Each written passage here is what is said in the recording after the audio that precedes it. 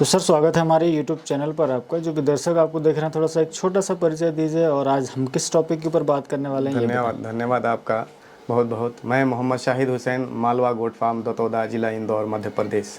जी मैं पिछले 5 सालों से वैज्ञानिक बकरी पालन कर रहा हूं और वैज्ञानिक बकरी पालन में बहुत कुछ चीज़ें ऐसी हैं जिनका आपके फार्म पे होना बहुत इम्पोर्टेंट है। उसमें एक है कि एक बेसिक मिनिमम मेडिसिन्स और ड्रग्स जो आपके पास होने चाहिए कि जो कि इमरजेंसी के केस में उनको इस्तेमाल किया जा सके डॉक्टर और आपने चिकित्सक के परामर्श से। आपको मैं बताऊं कि मेरे पास एक छोटा सा मेरा एक डिस्पेंसरी है जिसमें मैंने कुछ मेडिसिन्स को स्टोर कर रखा है, इसलिए कि मेरा फार्म शहर से 14 किलोमीटर दूर पड़ता है। तो अगर रात में ज़रूरत पड़ती है, मेडिसिन की दुकान बंद, तो चिकित्सक परामर्श के बाद वो जो भी परामर्श देते हैं उनको मैं यहाँ पर डिस्पेंस करने की पोजीशन में होता हूँ। ये अवेलेबिलिटी ही मुझको वहाँ पर जानवरों तक सही समय पर उनको चिकित्सा मुहैया करा पाती है। तो उसमें बहुत सारी मेडिसिन्स हैं। उसमें एक चीज़ मैं और कहना चाहूँगा कि किड्स के मैनेजमेंट में जिस तरह से हम लोग करते हैं, उसमें मैनेजमेंट में 2 ही तरह की परेशानी आती है किड्स के मैनेजमेंट में। वो है निमोनिया और दूसरा है डायरिया। निमोनिया के केस में आदमी एडमिनिस्ट्रेट तो करता है दवाई को और ओरल भी पिलाता है, इंजेक्शन के माध्यम से भी पिलाता है, लेकिन उसमें सबसे ज़्यादा कारगर अगर चीज़ होती है वो है नेबुलाइज़र। नेबुलाइजेशन से हम क्या करते हैं उसको नेबुलाइज कर देते हैं। जिस तरह से हम अपने बच्चों को, ह्यूमन में किड्स को नेबुलाइज करते हैं तो उससे क्या होता है कि उसका ब्रीदिंग आसान हो जाता है और जैसे ही ब्रीदिंग आसान होता है वो कंफर्टेबल होता है और जब वो कंफर्ट जोन में जाता है तो उसके साथ साथ वो मेडिसिन्स, क्योंकि ऑक्सीजन ही कैरियर होता है बहुत सारी चीज़ों के, ब्लड के सर्कुलेशन के लिए, और ऑक्सीजन ही होता है उनको जिंदा रखने के लिए कैरियर होता है। तो वो जब ब्रीदिंग आसान हो जाती है तो वो आसानी से सांस लेना लगता है और वो कंफर्ट जोन में आ जाता है, तो हमारा जानवर जल्दी रिकवर हो जाता है। बहुत अच्छा। तो इसके जो अपन जो जनरल मेडिसिन है जी, और आप अपने अनुभव से बताएंगे कि जो हमारे दर्शक हैं बकरी पालन में आ रहे हैं तो इन दवाइयों को अपने पास वो रखें प्राइमरी रूप से, ताकि भाई जब तक डॉक्टर पहुंचेगा उस टाइम से पहले ही आप उनको रिकवर कर सकेंगे। देखिए, सबसे पहले आपके पास 4-5 इंजेक्शंस और कुछ मेडिसिन्स जो आपके पास होनी चाहिए। एक तो कीड़े की दवा आपके पास हमेशा होनी चाहिए, निलजान हो या फेनबेंडाजोल हो या फेंटास प्लस हो, इस तरह की दवाइयाँ जो कीड़े की हैं वो आपको हमेशा अपने पास रखनी है। और ये जो मेडिसिन है ये हमेशा रोटेशन में चलनी चाहिए। एक ही दवा का यूज़ हमेशा नहीं करना है, नहीं तो वो उससे बॉडी में इम्यूनिटी डेवलप कर लेते हैं और उस दवाई का कोई असर नहीं होता है। रही बात कि आपको इंजेक्शन किन किन चीज़ों है, तो एविल आपके पास होना चाहिए, टेबलेट के फॉर्म में भी और आपके पास इंजेक्शन के फॉर्म में भी। एविल किसी भी चीज़ में, जैसे कुछ भी नहीं समझ में आ रहा है कि जानवर को क्या हुआ है, आप उसको एविल एडमिनिस्टर कर सकते हैं। ये क्या है कि ग्रेस पीरियड थोड़ा अपने आप अपना बढ़ा देता है, जब तक कि डॉक्टर आए तब तक ऐसा ना हो कि वो हम उस सिचुएशन को, ग्रेव सिचुएशन बनती चली जाए। एविल आप लगा सकते हैं। बच्चों में, किड्स में अगर डायरिया अगर होता है, वैसे अगर आपका मैनेजमेंट सही है तो अगर उसमें डायरिया की संभावना बहुत कम होती है, लेकिन फिर भी ओवर फीडिंग का भी मैनेजमेंट थोड़ा सा गड़बड़ होता है, उनको डायरिया की शिकायत होती है, दस्त होने लगते हैं। आप उसमें ऑफ्लोमैक फोर्ट, ये ऑफ्लोमैक फोर्ट आप दे सकते हैं। बिल्कुल, ये ह्यूमन वाली दवा ही आती है। आप इसको 4 से 5 ml वो एज के हिसाब से, जो बच्चा कैसा है, ये ऑफ्लोक्सासिन और ऑर्निडाजोल का कॉम्बिनेशन है। ये क्या है कि डायरिया को कंट्रोल कर लेता है और इसमें बहुत ज़्यादा परेशानी बच्चों को नहीं होती है। जी, किड्स में डायरिया की समस्या हो गई और नेबुलाइज़र ये आसानी से हो गया। अगर आप उसमें और सर्दी की दवा, तो उसको एविल भी लगा सकते हैं आप, सर्दी कंट्रोल हो जाएगी उसकी। बाकी आप चिकित्सक के परामर्श से और दूसरी दवाई भी दे सकते हैं। लेकिन छोटा किड है तो उसमें आप ज़्यादा मेडिकेशन ना करके उसमें प्रिवेंटिव मेजर्स को ही अपनाया जाए कि उसके बदन को कैसे गर्म रखा जाए और नेबुलाइजेशन करके। जी बिल्कुल। बड़े बच्चों में आपके पास सर्दी के लिए एविल तो होना ही चाहिए। कैडिस्टिन आपके पास हो सकता है या क्लोराजिन आपके पास इंजेक्शन हो, ये आप लगा सकते हैं सर्दी के लिए। जेंटामाइसिन आपके पास हम रेडिली अवेलेबल होना चाहिए। ये ब्रॉड स्पेक्ट्रम एंटीबायोटिक है ये। इसके साथ किसी भी चीज़ को आप लगा देंगे, सर्दी आपकी ठीक हो जाएगी 2 से 3 दिन के अंदर बच्चों में। डायरिया के लिए रहा बड़े बच्चों में तो उसमें है मार्कोजिल एलएम आता है, उसके बाद नॉर्फ्लॉक्सटीजेड आता है, नॉर्फ्लॉक्सासिन और निडाजोल का कॉम्बिनेशन आता है। ये सब टैबलेट्स हैं जो आप इसको दे सकते हैं बच्चों के डायरिया के कंट्रोल कर, बड़े जानवरों में डायरिया को कंट्रोल करने के लिए। सर्दी में कैडिस्टीन और क्लोराजीन बड़े जानवरों में भी क्वांटिटी को बढ़ा के देते हैं। बिल्कुल। जैसे कभी कभी हम ग्रुप में रखते हैं जानवरों को, कुछ शांत होते हैं, कुछ का नेचर थोड़ा सा एग्रेसिव होता है, लड़ते हैं भिड़ते हैं, तो चोट चपेट के हिसाब से क्या आप रिकमेंड करेंगे कि तुरंत पे जैसे किसी को चोट लगती है तो हम क्या कर सकते हैं? जैसे आपके पास ड्रेसिंग का एक पूरा किट होना चाहिए, ड्रेसिंग बॉक्स ही होना चाहिए इस तरह से। उसमें आप ड्रेसिंग बॉक्स में आप देखें कि आपके पास सारी चीज़ें ऐसी हो कि बैंडेज भी हो, आपके पास कॉटन भी हो, गॉज भी हो, बीटाडिन भी हो, बीटाडिन लिक्विड भी हो, आपके पास ये भी हो। जैसे सींग तोड़ लिया, जैसे मान लीजिए कि जानवर लड़ के सींग तोड़ लिया, अब ब्लीडिंग रुक नहीं रही है सींग में, आप उसमें कितना भी ड्रेसिंग करें, तो इसका एक ही तरीका है कि आप पोटेशियम परमैंगनेट के पाउडर को आप इसमें रख के और उसके सींग के पास आप उसको 2 मिनट के लिए आप रख लीजिए। ऑटोमेटिक ब्लीडिंग, चाहे कितना प्रोफाउज ब्लीडिंग एकदम तेजी से भी हो रहा है, ये बंद होगा। ये पोटेशियम परमैंगनेट की एक खासियत है। तो ये सब चीज़ें आपके पास होना चाहिए, ड्रेसिंग पैड होना चाहिए और एक पूरा किट होना चाहिए कि कभी भी ज़रूरत पड़े, आपके पास कैंची हो, आपके पास सीजर हो, फोर्सेप हो, ये सारी चीज़ें अगर आप साइंटिफिकली कर रहे हैं तो ये सारी चीज़ें आपके पास होनी चाहिए। आपके पास इस तरह का बैंडेज होना चाहिए चिपकाने वाला, ये कपड़े का, हाँ, कि उससे क्या है कि वो बिल्कुल एकदम स्टैंड स्टिल हो जाता है और वो एक साथ रह पाता है। इंजेक्शन होना चाहिए आपके पास। ये मेरा जो एडमिनिस्टर करता हूँ, ये तो क्या है कि स्टोर में हमारे पास है, लेकिन जो एडमिनिस्टर करता हूँ मैं, वो मेरा एक ट्रे ये है जिसमें ये इस तरह के इंजेक्शंस हैं जो कि मैं इस्तेमाल करता हूँ। और सबसे बड़ी बात कि उसमें जिस तारीख को मैंने ये ओपन किया है उस डेट ऑफ ओपनिंग मैं लिखता हूँ, डेट ऑफ ओपनिंग DO लिखता हूँ कि किस तारीख को मैंने इसको ओपन किया है।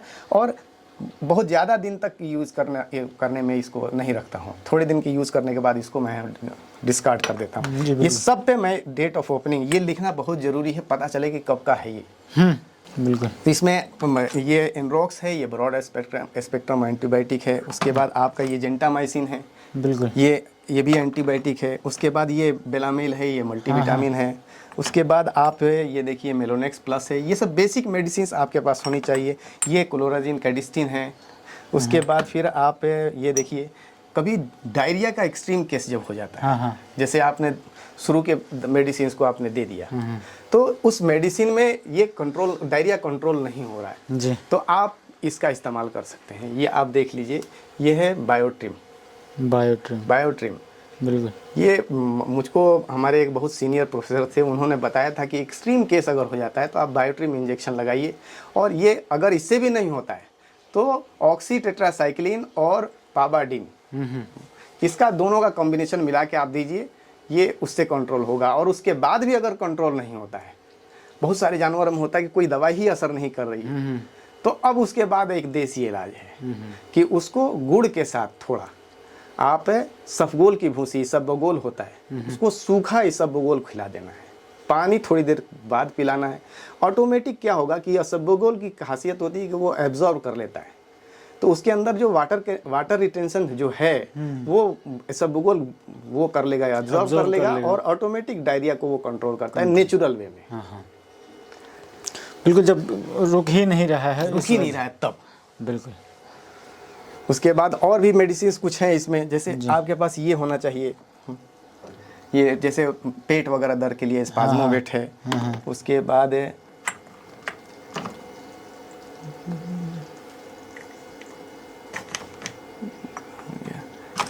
आपके पास ये होना चाहिए दर्द के लिए, एनाल्जेसिक एंटीपायरेटिक, ये दोनों है। फीडबैक का आता है ये आपका मेग्लूडाइन, ये मेलोनेक्स के इक्विवेलेंट है। एक मेलोनेक्स आता है प्लेन जिसमें दर्द और बुखार, दर्द के लिए आता है, और एक है दर्द और बुखार इंक्लूडेड आता है मेलोनेक्स प्लस। बिल्कुल।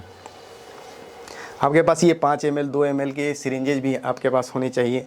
और साथ में एक आपके पास रिकॉर्ड होना चाहिए कि आप किस तरह से उसको मेंटेन करते हैं, कि आज आपने क्या इंजेक्शन दिया है, कि कौन से जानवर को क्या कौन सा इंजेक्शन दिया है, तो वो एक रिकॉर्ड आपको एक डायरी में मेंटेन करना है। बिल्कुल, बहुत अच्छा। और ये जैसे छोटी छोटी सी चीज़ें हैं, जैसे ग्लूकाबूस्ट है। ये क्या है, जैसे डायरिया हुआ, अब बच्चे को उसके अंदर से एनर्जी का कंटेंट तो लूज हुआ, और इलेक्ट्रोलाइट्स भी लूज हुए। तो ग्लूका बूस्ट क्या करता है कि ये उसके एनर्जी के लेवल को मेंटेन करना है। आपको दवा को असर कराना है तो उसके एनर्जी के लेवल को मेंटेन करना है। अगर वो कमज़ोर हो गया तो आप वो कोई सी भी बढ़िया से बढ़िया दवा देंगे, उसके अंदर उसका जो एब्जॉर्प्शन होगा बहुत स्लो होगा, रिकवरी बहुत स्लो हो जाएगी। तो रिकवरी को फास्ट रखने के लिए ग्लूका बूस्ट, और साथ में जब वो कमज़ोरी आती है तो उसको हमको ये कैल्सियमस जेल भी देना है। अब इसका एक एडवांस फॉर्म भी आ गया है, कैल्सियमस एडवांस। तो दोनों चीज़ें ये मैं एडमिनिस्टर करता हूँ। इवन जैसे ही लगता है कि थोड़ा कमज़ोर हो रहा है उसको ये जानवर को आप दे दीजिए तो उसका एनर्जी का लेवल मेंटेन रहता है। बहुत बढ़िया। एक चीज़ और आप बता रहे थे। मैं आपको बता रहा था ये कि जैसे आपने सवाल किया था कि कभी किसी जानवर को चोट लग जाती है जी। तो सींग टूटने के ऊपर बात आई थी, और उसके बाद जैसे ही कोई चीज़ नॉर्मल कंडीशन में थोड़ा बहुत कहीं घाव लग गया, चोट हो गई, तो आप ये बीटाडीन हमेशा आपके फार्म पे होना चाहिए। ये रेडिली अवेलेबल होना चाहिए आपके लेबर के पास भी। आप हैं नहीं हैं, वो बीटाडीन वहाँ लग जाए तो उससे क्या होता है कि इन्फेक्शन ऑटोमेटिक रुक जाता है। एक तो एक्सटर्नल इन्फेक्शन, जो मक्खियाँ बैठती हैं, कीड़े बैठते हैं, वो नहीं बैठेंगे उस पर, और दूसरा कि रिकवरी की तरफ ये जाने लगता है। बीटाडीन ये 10% इन वॉल्यूम आता है, जितने और दूसरे मार्केट में जो चीज़ें आती हैं वो 5% इन वॉल्यूम आता है। जैसे सिप्लाडीन हुआ, कहते हैं लोग कि बराबर ये इसका रेट ज़्यादा है और उसका रेट कम है, इसी को ले लो, लेकिन नहीं, सस्ता रोए बार बार, महंगा रोए एक बार। तो आपको बीटाडीन ही इस्तेमाल करना है। ये 10% इन वॉल्यूम आता है और इसका रिजल्ट आउटस्टैंडिंग है। बिल्कुल। और आपने उसे स्प्रे के रूप में इसको इस्तेमाल किया कि कहीं भी आप ले जाए, क्योंकि आसानी से आप उसको ले जाकर वहाँ स्प्रे कर सकते हैं। बिल्कुल। एक ज़रूरी चीज़, आपको थर्मामीटर आपके पास होना चाहिए। थर्मामीटर है आपके पास, और थर्मामीटर डिजिटल होना चाहिए आपके पास। ये इस तरह से कि आप जानवर के पास असहज उसके रेक्टम में, और वो अब आप साइंटिफिक अप्रोच से कर रहे हैं तो आपके पास हर चीज़ साइंटिफिक होना चाहिए। जी बिल्कुल। कि आपने आप उसके किसी भी स्किन के किसी भी पार्ट में आप जाके उसको 1 सेकंड आपने दिखाया, ये किया, सेंस किया, और आप टेम्परेचर देख सकते हैं। तो इसमें क्या है कि जानवर अनकंफर्टेबल नहीं होता है। हम वो नॉर्मल रूटीन में जो आता है वो मर्क्यूरी थर्मामीटर उसके रेक्टम में इम्प्लांट करना रहता है। अब उसमें भी एक शक रहता है कि रियल टेम्परेचर आया या गोबर का टेम्परेचर आ गया। अगर आप टेक्निकली साउंड नहीं है तो उसमें आप रियल टेम्परेचर मेजर नहीं कर सकते उसको। लेकिन इसमें कोई भी आदमी, मेरा लेबर भी जाके उसके टेम्परेचर को मेजर करके आ जाता है, बोले सर ये देखिए टेम्परेचर ये है। बिल्कुल। तो ये जो ज़रूरी चीज़ें हैं वो हर किसी फार्म पर होनी चाहिए। ये बेसिक चीज़ें तो आपके पास होनी ही चाहिए। हाँ, बेसिक है। बिल्कुल। और इसमें किसी चिकित्सक के परामर्श की ज़रूरत नहीं है। हाँ, बाकी आपको किसी दूसरे एंटीबायोटिक्स को इस्तेमाल करना है तो उनके लिए आपको इस्तेमाल करना है, क्योंकि अलग अलग एंटीबायोटिक्स जो हैं अलग अलग रूप में अलग अलग जगहों पर इस्तेमाल होती हैं, और उनका एक अलग स्पेसिफिक काम की वजह से बनाया गया है। बिल्कुल। कुछ एंटीबायोटिक्स ऐसी हैं जो कि आप अगर नहीं समझ में आ रहा है, या डॉक्टर छुट्टी पे हैं या नहीं आ पा रहे हैं, तो जैसे मोनोसेफ हुआ या क्या बोलते हैं इंटासेफ्टाजो हुआ, ये कुछ एंटीबायोटिक्स ऐसी हैं कि ये एक ब्रॉड स्पेक्ट्रम एंटीबायोटिक हैं जो कि आप किसी भी यूज में, अगर इनकेस नहीं समझ में आ रहा है या डॉक्टर के परामर्श नहीं मिल पा रहा है, आप लगा सकते हैं। बिल्कुल।